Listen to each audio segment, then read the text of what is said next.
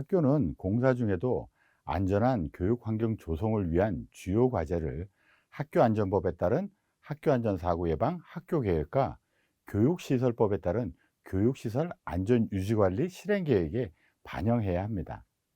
그럼 교내 공사장 관련 학생안전 주요 과제를 학교안전법에 따른 학교안전계획과 교육시설법에 따른 교육시설 실행계획의 두 개 영역으로 구분해 살펴보도록 하겠습니다.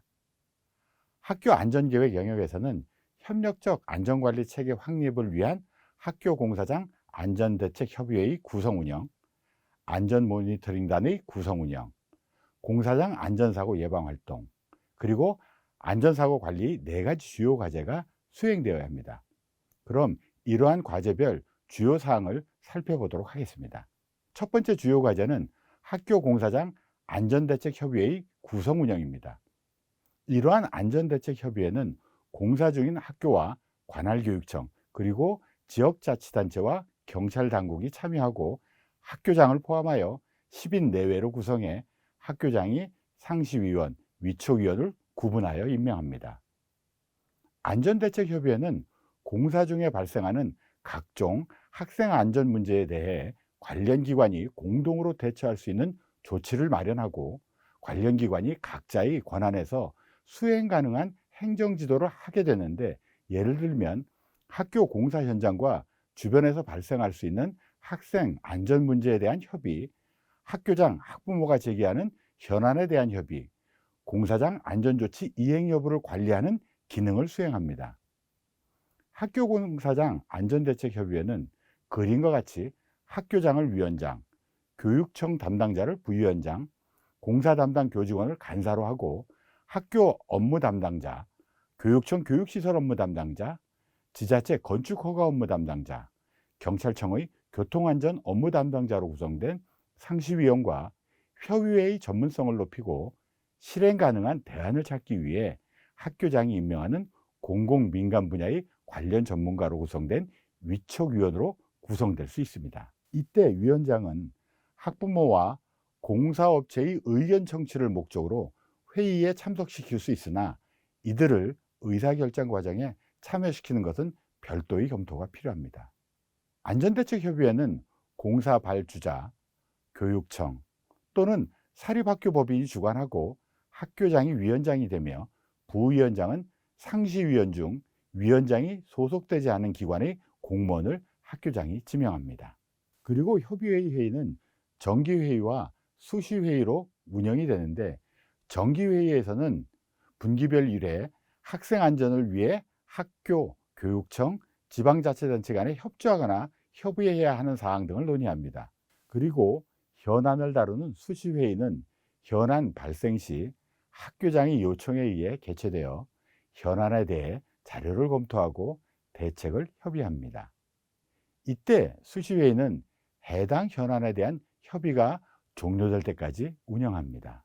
공사장 안전대책협의회는 공사업체의 안전대책과 학교 구성원과 공사장 안전모니터링단에 의해 제기된 학생의 안전권, 학습권, 건강권 보호에 관한 사항을 협의안건으로 다루는데, 이러한 협의안건의 예로는 공사장과 교육활동 공간 간 분리를 위한 가림막 설치, 방음형 가설 울타리 설치, 보행로 바닥의 평탄화 확보 조치, 건설 폐기물 등의 적재 및 방치 금지, 안전요원 배치, 등하교 시간 건설 차량의 이동 제한과 사전 안전교육 등이 있습니다. 안전대책협의회를 통한 학교 공사장 주변 통학로 안전대책 마련 사례를 한번 볼까요? 좁은 학교 앞 도로를 두고 공사를 진행하게 되어 공사 차량으로 인한 학생 안전대책 마련이 요구되었습니다. 현장 조사 및 관계기관 협의하여 횡단보도를 이전하고 안전시설물을 설치하며 안전요원을 배치하는 등의 대책을 마련하기로 하였습니다. 협력적 안전관리체계 확립을 위한 두 번째 방안은 안전모니터링단 구성 및 운영입니다. 교육부의 공사장 인접학교 안전대응 매뉴얼에 발주자 또는 감독청은 건설공사 안전모니터링단을 구성 운영하여야 한다는 내용을 명시하고 있는데요. 이러한 안전 모니터링 활동은 교내 공사에도 적용될 수 있습니다. 안전 모니터링단은 교직원, 학생, 학부모, 지역 주민, 교육청 담당자, 공공과 민간의 해당 분야 전문가 등으로 구성합니다. 그리고 학습권 침해, 통학로 안전, 집안 시설물 침하, 안전시설 설치 관리, 공사장 화재, 악천후로 인한 공사장 위험 요인 등에 대한 모니터링을 수행합니다. 그리고 협력적 안전관리 체계 확립의 세 번째 방안은 공사장 안전사고 예방활동입니다. 이러한 예방활동은 발생할 수 있는 사고에 대한 사고방지 활동과 이미 발생한 사고에 대한 재발방지 활동으로 구분할 수 있습니다. 먼저 사고방지 활동을 살펴보겠습니다. 사고방지 활동이란 교내 공사장과 주변에서 학생들에게 해를 가져다 줄 수 있는 위험 요인을 찾아내고 이로 인한 사고의 위험성을 추정, 결정해 이를 제거하거나 줄이기 위한 통제 방안을 마련, 실행하는 일련의 활동인 위험성 평가에 기반합니다. 여기서 해란, 손상, 손해, 부정적 영향이나 결과를 말하는 것으로 신체 정신적, 경제적, 운영상의 피해로 구분할 수 있습니다. 그리고 위험 요인은 이러한 해를 가져다 줄 수 있는 그 어떤 것을 말하며, 위험성은 해를 가져다 줄 수 있는 위험 요인에 의한 사고의 발생 가능성과 그에 따른 결과의 심각성, 즉 피해 심각성을 말합니다. 그럼 위험성 평가에 기반한 사고 방지 활동의 예를 살펴보도록 하겠습니다. 표에서 보는 것처럼 학교 공사장에서 공사 차량에 의한 학생 보행자 손상이란 해는 공사 차량의 교내 진출입, 공사 차량의 교내 도로 이용, 그리고 보차도가 분리되지 않은 등하교로 등과 같은 위험 요인에 의해 일어날 수 있습니다. 그럼 이러한 각각의 위험 요인에 의한 사고의 발생 가능성과 그에 따른 피해 심각성을 5점 척도로 추정하고 각 값을 곱한 점수가 바로 위험성 추정 결과가 됩니다. 표에서 보는 것처럼 세 가지 위험 요인에 대한 위험성 추정 결과는 15점, 20점, 20점으로 허용할 수 없는 위험성으로 결정됨에 따라 공사 차량의 교내 진출입으로 인한 위험성을 통제하기 위한 공사 차량과 보행자 교내 출입 지점의 분리, 공사 차량의 교내 도로 이용으로 인한 위험성을 통제하기 위한 등교 시간, 휴식 점심 시간 교내 차량 이동 금지, 그리고 보차도 분리 등하교로에 의한 위험성을 통제하기 위한 가설 울타리 설치를 통한 보차도 분리, 등하교 보행 중 휴대폰 사용 금지 등의 사전 방지 활동이 실시되어야 합니다. 다음은 재발 방지 활동입니다.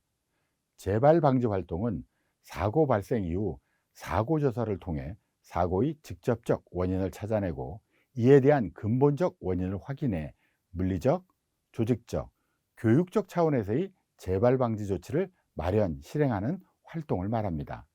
여기서 사고의 직접적 원인은 불안전한 행동과 불안전한 조건으로 구성되며, 사고의 근본적 원인은 이러한 사고의 직접적 원인이 존재하게 된 근본적 원인에 관한 것으로 일반적으로 물리적, 조직적, 교육적 차원으로 구분할 수 있습니다. 참고로 우리들은 넘어졌다, 부딪혔다, 맞았다, 떨어졌다 등을 사고의 원인으로 생각하는 경우가 많은데, 이는 사고의 직접적 원인이 아니라 손상의 직접적 원인이라는 점을 명확히 구분하셔야 합니다. 그럼 사고 원인 분석에 기반한 재발 방지 활동의 예를 살펴보도록 하겠습니다. 표에서 보는 것처럼 공사 차량의 교내 이동 중 보행자 교통사고가 발생하였습니다. 따라서 학교는 우선 사고 발생의 직접적 원인을 불안전한 행동과 불안전한 조건으로 구분해 조사하였습니다. 학교는 이를 통해 학생이 보행 중에 핸드폰을 보면서 걷는 불안전한 행동과 비로 인해 공사 차량 운전자의 시야가 제한되었다는 불안전한 조건이 상호작용해 사고가 일어났다는 것을 찾아냈습니다. 이후 학교는 이러한 직접적 원인에 대한 근본적 원인 조사를 통해 불안전한 행동이 근본적 원인으로 보행 안전 수칙에 대한 학생의 인식 미흡과 불안전한 조건이 근본적 원인으로 교내에서의 보차도 미분리와 교내 차량 운영에 대한 원칙 미비란 것을 확인할 수 있었습니다. 이후 학교는 동일한 사고의 재발 방지 방안으로 교육적 차원에서 공사장 주변 보행안전 교육을 강화하고, 물리적 차원에서는 보차도 분리를 위한 가설 울타리를 설치하고, 조직적 차원에서 휴식, 점심시간에 교내 공사 차량의 이동을 제한하는 조치를 마련해 실행하였습니다. 또한 재발 방지를 통한 사고 예방의 실효성을 높이기 위해서는 현재와 같은 손상사고, 즉 사고가 일어났고 그로 인해 손상이 발생한 손상사고 이외에도 사고가 일어났으나 손상이 없었던 미손상사고와 사고가 일어날 뻔했던 아차사고를 보고하는 사고보고 체계를 마련해 시행할 필요가 있습니다. 왜냐하면 미손상사고와 아차사고는 실제로 피해가 발생하지 않아 사고 발생 책임에 대한 다툼의 여지가 적어 사고 원인 조사를 통한 재발방지책 마련이 용이하기 때문입니다. 마지막으로 안전사고 관리입니다. 학교안전법은 학교장으로 하여금 교육활동 중 발생한 사고 및 위급 상황에 대하여 교육부의 안전사고 관리 지침에 따라 즉시 안전조치를 취한 후 교육부 장관과 교육감에게 즉시 보고하도록 규정하고 있습니다. 표에서 보는 바와 같이 학교안전사고 지침은 안전사고를 일반 상해사고와 생명위급사고로 구분해 상황 파악, 응급처치, 상황정리, 보고조치, 사후조치의 일련의 단계를 수행하도록 하고 있습니다. 여기서 주의할 사항이 하나는 교육부에 보고해야 하는 사고인데, 교내 공사로 인한 학생 손상사고 중 병원 진료를 요하는 중상 이상의 사고, 사망 1명 또는 부상 5명 이상의 사고가 발생한 경우 이를 교육부에 지체 없이 보고해야 합니다. 다음으로는 학교안전계획 영역의 학생 주도적 안전역량 개발을 살펴보겠습니다. 학생 주도적 안전역량 개발을 위해 안전교육 7대 영역과 연계한 공사장 학생안전교육, 위험대처 역량 개발을 위한 리스크교육, 학생안전지도의 3가지 주요 과제가 수행되어야 합니다. 각 과제별 주요 사항을 살펴보도록 하겠습니다. 첫 번째 주요 과제는 안전교육 7대 영역과 연계한 공사장 학생안전교육입니다. 학교안전교육 실시 등에 관한 고시에 따른 안전교육 7대 영역 중 관련 사항이 없는 약물, 사이버 중독 영역을 제외하고 교내 공사장 안전 관련 주제를 조종례, 교과 수업, 창의적 체험활동 시간을 활용하여 안전교육을 실시합니다.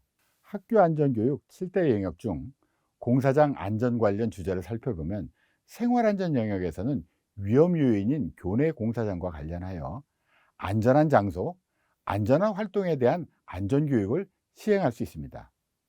교통안전 영역에서는 공사 차량과 관련하여 교통안전 규칙과 안전한 통행로, 자동차 사고 원인과 예방법 관련 교육 등이 있습니다.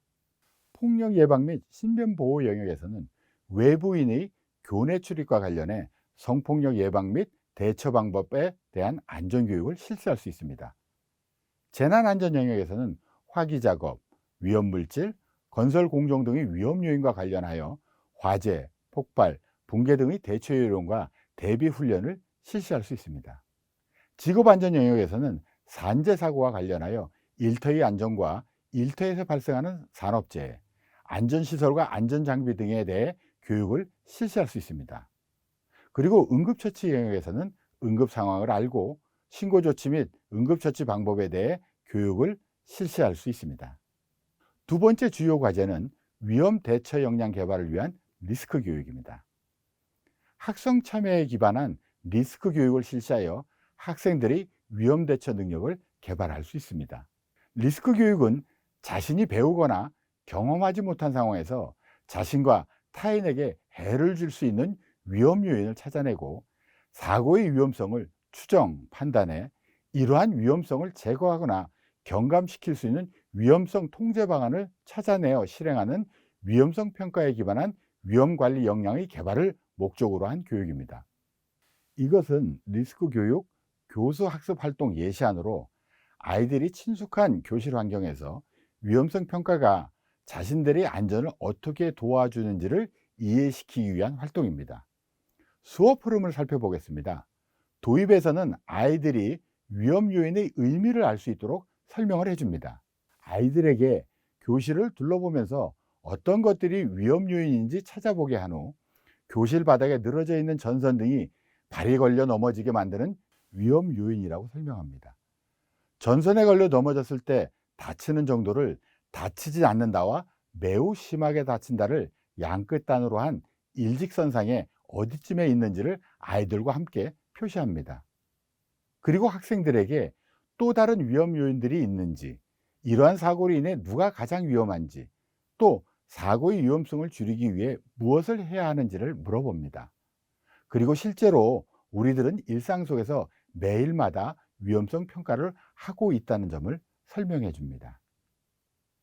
이번엔 학생들에게 교실에서 사고의 위험성을 통제하고 있는 것이 무엇인지 찾아보도록 한 후 교실 출입문의 시창, 도어 클로저 등이 위험성 통제를 위한 시설이란 점을 설명해 줍니다. 수업을 정리하면서 교실 이외에 학교의 다른 시설이나 장소에서 찾을 수 있는 위험 요인과 이러한 위험을 통제하기 위해 무엇을 해야 할지 물어봅니다. 그리고 다음 시간에는 교내 공사장 주변에서 위험성 평가를 해보는 계획을 마련해 봅니다. 수업 후에는 과정 중심 평가를 통해 아이들이 위험 관리 역량이 어느 정도 길러졌는지를 관찰을 통해 확인합니다. 세 번째 주요 과제는 학생 안전지도 활동입니다. 교사는 물론이고 학교의 모든 교직원들은 공사장 학생 안전을 위해 학생 안전지도를 상시적으로 실시합니다. 다음은 등하굣길의 학생 안전지도 사항에 관한 예시입니다. 등하교 이동 경로와 교내 출입 지점을 알려주고 공사 차량이 다니지 않는 보차도가 분리된 등하교를 이용하도록 지도해야 합니다. 그리고 공사 차량과 관련하여 안전사고가 발생하지 않도록 출입 지점, 차량 회전 구간 등에서 놀거나 장난치지 않도록 지도합니다.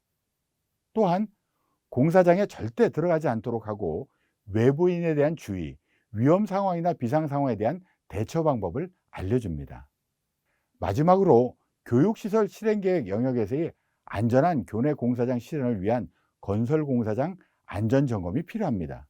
교육시설 안전점검 등에 관한 지침 제4조 안전점검의 실시 시기 및 방법에 따라 재해 취약시설인 건설공사장에 대해 주 1회 안전점검을 실시해야 합니다.